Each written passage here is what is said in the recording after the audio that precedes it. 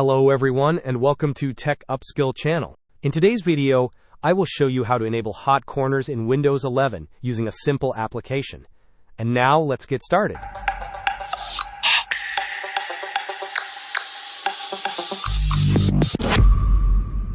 To enable hot corners on your Windows 11 system, the easiest method involves using a small application from the Microsoft Store.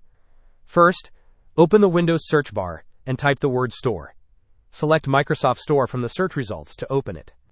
Once the store has fully loaded, use its search functionality to look for an application named Xiaomi Hot Corners for Windows. Click on the Get button to begin the download and installation process.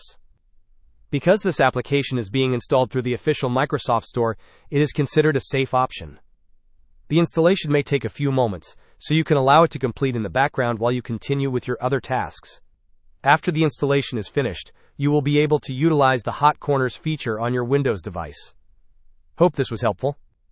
Don't forget to like and subscribe if you enjoyed. As always, thanks for watching, and I will see you in the next video.